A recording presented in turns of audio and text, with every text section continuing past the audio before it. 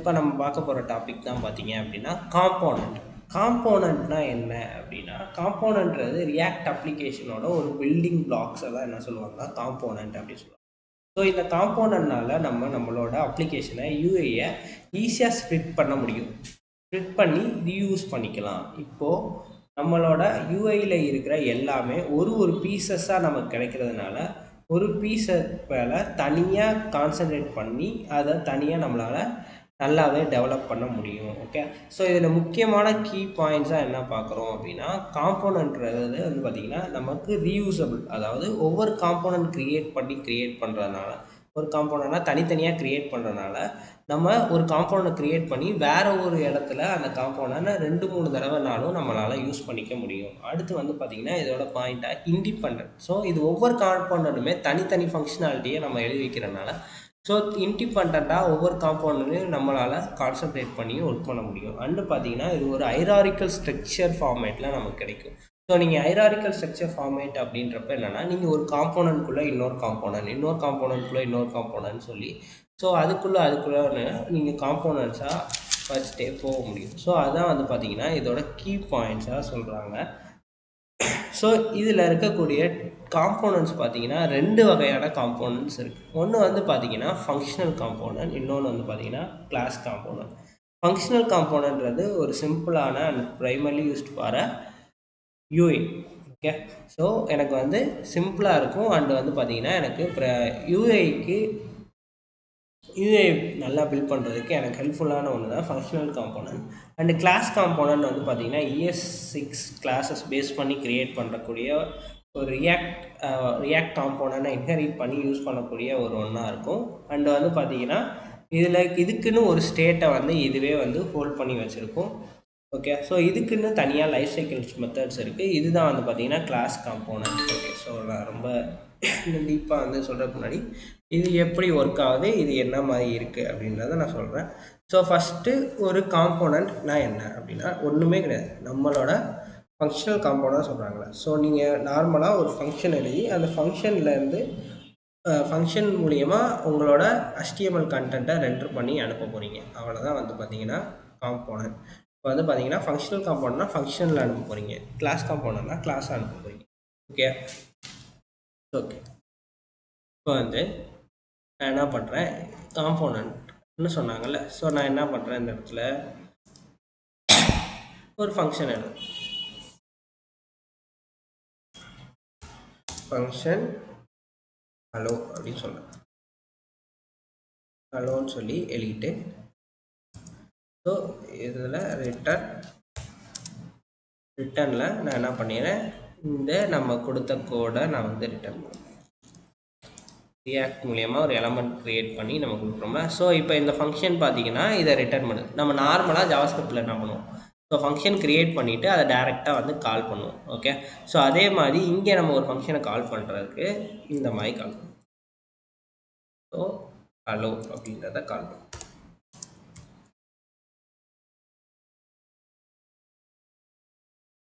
So இந்த மாதிரி நான் ஒரு ஃபங்க்ஷன் எழுதிட்டு அந்த ஃபங்க்ஷனில் ரிட்டர்ன் பண்ணேன். நம்ம நார்மலாக என்ன பண்ணுவோம், ஒரு ஃபங்க்ஷனை வந்து டேரெக்டாக இந்த மாதிரி கால் பண்ணுவோம்.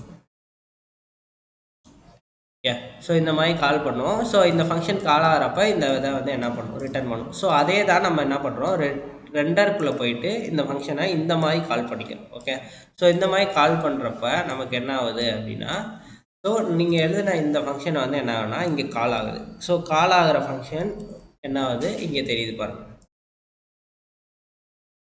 ஸோ நீங்கள் இந்த ஃபங்க்ஷனை கால் பண்ணியிருக்கீங்க, கால் பண்ணோடனே அது ரிட்டர்னாக வேல்யூவாக என்ன கொடுக்குது, இந்த எலமெண்ட்டை கொடுக்குது, க்ரியேட் பண்ண எலமெண்ட்டை கொடுக்குது. ஸோ இதுதான் பார்த்தீங்க அப்படின்னா காம்போனன்ட். ஸோ பேசிக்கான ஒரு ஃபங்க்ஷனல் காம்போனன்ட்ன்றது பார்த்திங்கன்னா இதுதான். ஸோ இதே வந்து என்ன பண்ணுறாங்க, இப்போ app.jsல தனியாக ஒரு காம்போனண்ட்டாக எழுதி அது மூலியமாக எல்லா காம்போனண்ட்டையும் கொடுக்குறதுக்காண்டி பண்ணுறாங்க. ஓகே, ஸோ இப்போ அது எப்படி பண்ணுறது அப்படின்னா, இப்போ டேரெக்டாக app.js போகிறேன். ஸோ app.jsல என்ன பண்ணுறேன், ஸோ நான் வந்து ரியாக்டை இம்போர்ட் பண்ணிக்கிறேன். இம்போர்ட் ரியாக்ட் அப்படின்றத இம்போர்ட் பண்ணிக்கிறேன். ஸோ app.css அவங்க இம்போர்ட் பண்ணியிருக்காங்க, அது இருக்கட்டும். ஸோ இப்போ நான் இங்கே என்ன பண்ணுறேன், ஏற்கனவே ஃபங்க்ஷன் ஆப் அப்படின்னு சொல்லிட்டு இந்த ஃபங்க்ஷன் என்ன பண்ணியிருக்காங்க, எக்ஸ்போர்ட் டிஃபால்ட் கொடுத்து ஆப்னு சொல்லி அதை வந்து என்ன பண்ணியிருக்காங்க, எக்ஸ்போர்ட் பண்ணியிருக்காங்க. ஸோ இந்த இடத்துல போயிட்டு நான் என்ன பண்ணுறேன், ரியாக்ட் கிரியேட் எலமெண்ட் அப்படின்னு சொல்லிட்டு நான் வந்து எலமெண்ட் கிரியேட் பண்ணுறேன். h1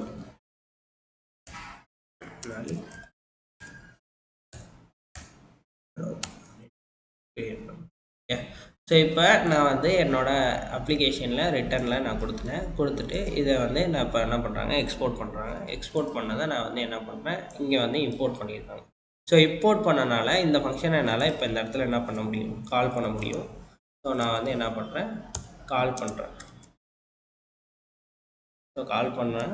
ஸோ இங்கே பாருங்கள், எனக்கு அந்த நான் அங்கே கொடுத்த க்ரியேட் எலமெண்ட் கொடுத்த கண்டென்ட் வந்து எனக்கு என்ன இருக்குது. ஸோ எனக்கு இங்கேருந்து இந்த ஃபங்க்ஷன் ரிட்டர்ன் பண்ணுறதுனால இந்த ஃபங்க்ஷனை வந்து என்ன பண்ணிட்டேன், ரிட்டர்ன் பண்ணிவிட்டு எக்ஸ்போர்ட் டிஃபால்ட் ஆப்னு கொடுத்தனால இதை நான் இங்கே வந்து இம்போர்ட் பண்ணிக்க முடியும். இம்போர்ட் ஆப்பு ஃப்ரம் இந்த ஆப்புன்ற app.jsக்குள்ளே இருக்குது. ஸோ அதிலேருந்து ஆப்புன்ற ஃபங்க்ஷனை நான் வந்து இம்போர்ட் பண்ணியிருக்கேன்.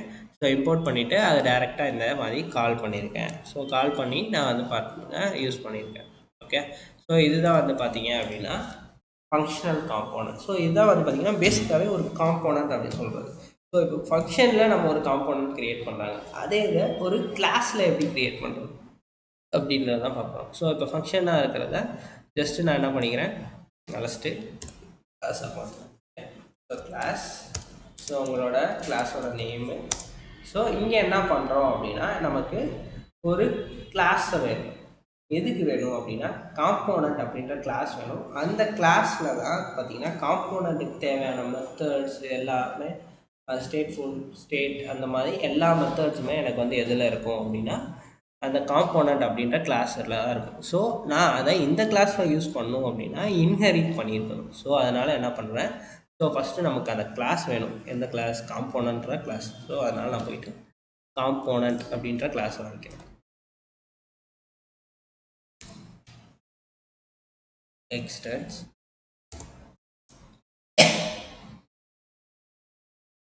component.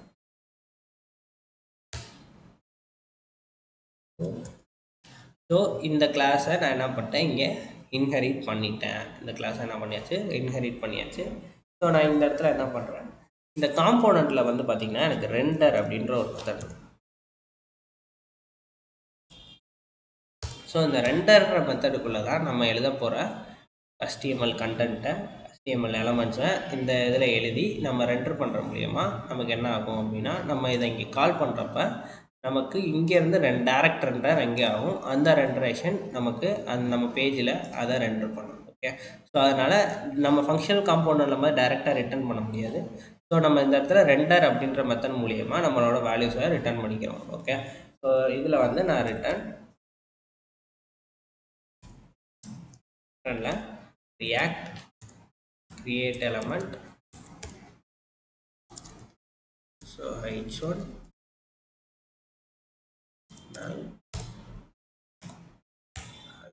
அப்படின்றத கிரியேட் பண்ணுவோம். ஸோ இப்போ வந்து பார்த்தீங்கன்னா இது எனக்கு இன்னும் எக்ஸ்போர்ட் ஆகலை. ஸோ நான் அதனால் எக்ஸ்போர்ட் டிஃபால்ட் ஸோ ஆப் அப்படின்றத கொடுத்துருக்கேன். ஓகே. ஸோ இந்த மாதிரி நான் ஒரு காம்போனன்ட், இதான் வந்து பார்த்திங்கன்னா பேசிக்காக கிளாஸ் காம்போனன்ட். ஸோ இப்போ இந்த கிளாஸ் காம்போனன்ட் எனக்கு இங்கே இம்போர்ட் பண்ணிட்டோம். ஸோ இந்த இம்போர்ட் பண்ணதை நான் இங்கே கால் பண்ணிக்கிட்டேன். ஸோ கால் பண்ணனால இப்போ பாருங்கள், ஸோ எனக்கு நான் கிளாஸ் காம்போனண்ட்டில் எழுதுறது வந்துருக்கு. ஓகே. ஸோ இதுதான் வந்து பார்த்தீங்கன்னா functional component and class component அப்படின்னு சொல்கிறாங்க. ஸோ இதே மாதிரி நான் ஆப் மாதிரி தான் கிளாஸ் காம்போனன்ட் க்ரியேட் பண்ண முடியுமா அப்படின்லாம் கிடையாது. ஸோ இதுக்கப்புறம் நீங்கள் வந்து எத்தனை காம்போனன்ட்ஸ் வேணால், ஸோ உங்களோட உங்கள் ப்ராஜெக்டில் இருக்க, உங்கள் அப்ளிகேஷனில் இருக்க ஒவ்வொரு மாடியூல், ஒவ்வொரு பிளாக்ஸையுமே நீங்கள் தனித்தனி காம்போனண்ட்டாக போட்டுக்கலாம். ஸோ எக்ஸாம்பிளுக்கு இப்போ வந்து நான் வந்து என்ன பண்ணேன், இந்த இடத்துல காம்போனன்ட்ஸ் அப்படின்ற ஒரு ஃபோல்டர் க்ரியேட் பண்ணேன். ஸோ காம்போனன்ட்ஸுன்ற ஃபோல்டர் க்ரியேட் பண்ணி இந்த காம்போனன்ட்ஸ் ஃபோல்டருக்குள்ளே நான் என்ன பண்ணுறேன், ஸோ இப்போ நான் வந்து ஹெட்டருக்கு ஒரு காம்போனன்ட் க்ரியேட் பண்ண மாட்டேன். ஸோ அதனால் நான் என்ன பண்ணிக்கிறேன், ஹெட்டர் .js அப்படின்ற ஒரு ஃபைல் வச்சுக்கிறேன். ஸோ இந்த ஃபைலில் போயிட்டு நான் என்ன பண்ணுறேன், இப்போ நான் வந்து ஒரு ஃபங்க்ஷனல் காம்போனண்ட்டாக அதை க்ரியேட் பண்ணிக்கிறேன். So function header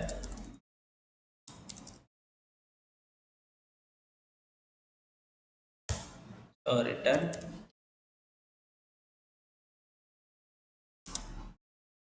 react create element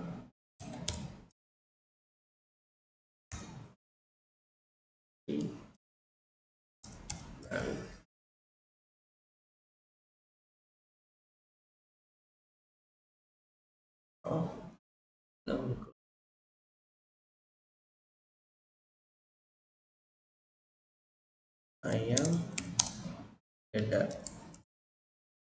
அப்படின்னு கொடுத்துக்கிறேன். ஸோ இந்த காம்போனண்ட்டை நான் என்ன பண்ணுறேன், எக்ஸ்போர்ட் பண்ணுறேன். இந்த ஃபங்க்ஷனை எக்ஸ்போர்ட் டிஃபால்ட் ஹெட்டர் அப்படின்றத கொடுத்துக்கிறேன். ஸோ இந்த மாதிரி நான் வந்து ஒரு காம்போனண்ட்டை க்ரியேட் பண்ணிட்டேன். ஸோ இப்போ நான் டேரெக்டாக index.html போயிட்டு CSS போயிட்டு நான் வந்து இங்கே ஹெட்டரை இம்போர்ட் பண்ணிக்கிறேன். ஹெட்டர்ஸ் ஹெட்டர் ஸ்லாஷ் அப்படின்றத போட்டுக்கிறேன். ஸோ நம்ம இம்போர்ட் பண்ணலாம். ஸோ நான் அதனால் என்ன பண்ணிக்கிறேன், இம்போர்ட் ஹெட்டர் அப்படின்றத இம்போர்ட் பண்ணிக்கிறேன். ஓகே, ஸோ நமக்கு இதுக்கு ஒரு பேரண்ட் எலமெண்ட் வேணும். ஸோ அதனால் நான் என்ன பண்ணிக்கிறேன், ஸோ இந்த மாதிரி போட்டு ஸோ இது என்ன அப்படின்றத நான் பின்னாடி சொல்கிறேன். ரியாக்ட் இஸ் நாட் டிஃபைன்னு சொல்கிறாங்க. ஸோ நம்ம ரியாக்ட் வேணும் நமக்கு. என்ன ரியாக்ட் கிரியேட் எலமெண்ட் யூஸ் பண்ணியிருக்கோம். ஸோ இம்போர்ட் ரியாக்ட் அப்படின்றத இம்போர்ட் பண்ணிக்கிறேன்.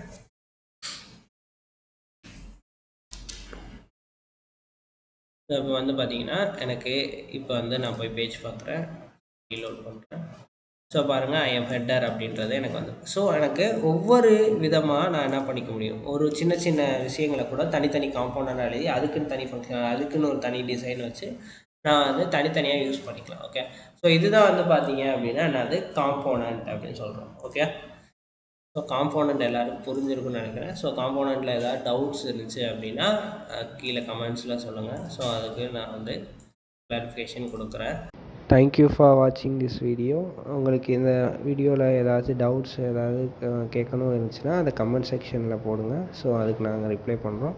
ஸோ இந்த வீடியோ பிடிச்சிருந்துச்சுன்னா லைக் பண்ணுங்கள். ஸோ உங்கள் யாருக்காவது ஃப்ரெண்ட்ஸுக்கு ஷேர் பண்ணால் ஷேர் பண்ணுங்கள். கெட்டி டெக்னாலஜி சேனலை சப்ஸ்கிரைப் பண்ணுங்கள். தேங்க்யூ.